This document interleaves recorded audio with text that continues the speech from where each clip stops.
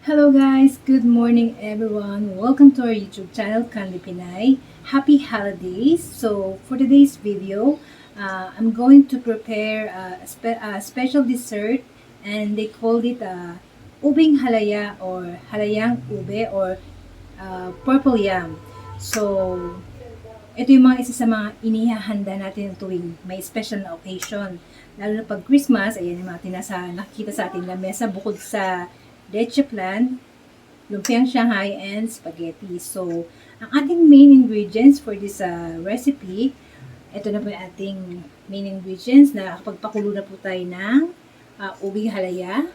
Ito yung ating purple yam na kinayod ko na po.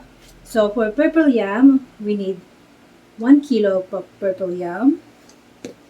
And we need 4 cans of evaporated milk. We need 1 cup of sugar and condensed milk. Yung tamis po guys, depende na po yun sa inyong panlasa kung gusto niyo matamis or katamtaman lang. So sa kagaya kong mataas ang sugar, diabetic, tansyado ko lang po yung aking ilalagay na sugar. So let's start cooking na guys. So first we need to add our 4 cans of evaporated milk.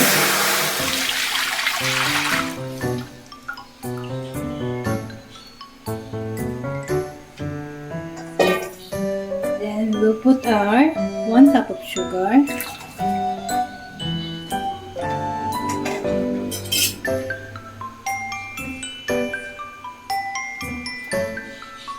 We will add the condensed milk. Yung condensed milk, tansyahan na lang po natin yung ating tamis. So, siguro half a can of this.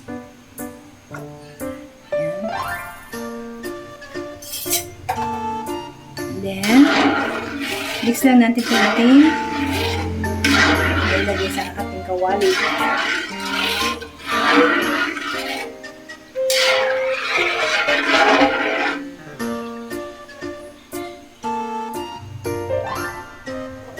Let's add our 1 kilo of ube.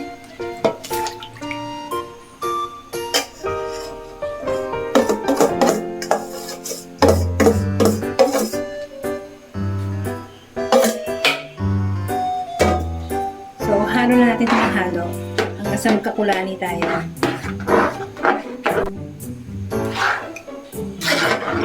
So, halo lang tayo ng halo dito guys.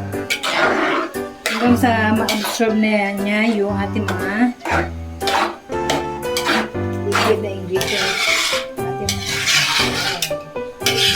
So, halo-halo lang.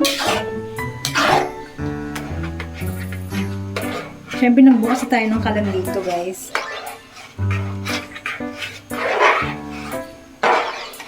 Tiyagaan lang tayo sa paghahalo.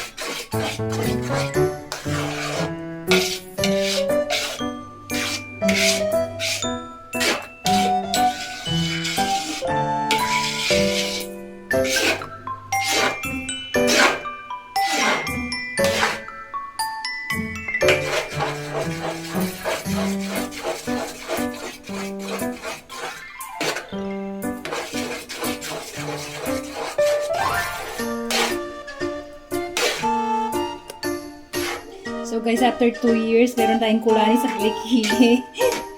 Ayan na po ang ating ube. Unti-unti na siyang lumalapot guys. So, konting halo pa tayo dito. Konting halo na lang guys. Siguro mga 20 minutes pa. Ma-achieve na natin yung lapot niya mamaya. So guys, ayan na oh. Malapot na siya guys.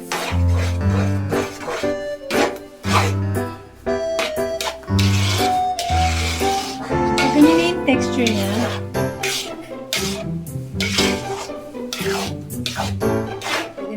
transfer dun sa ating lalagyan.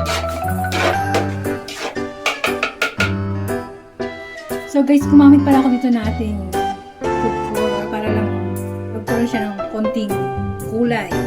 So kung gusto niyo patagdagan, rin ang konti yan. Tapos halo-halo pa. Konting halo pa. At maluluto na siya.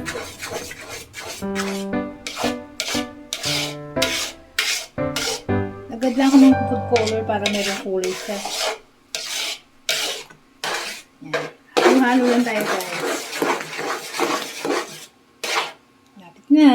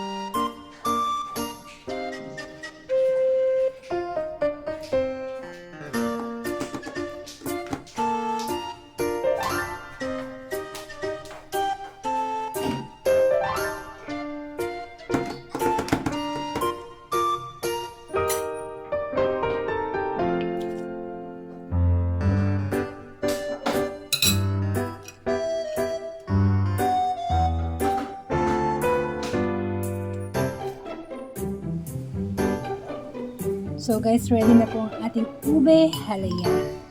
So end ko na po dito ang ating video. Thank you for watching guys. Hope you like our video for today.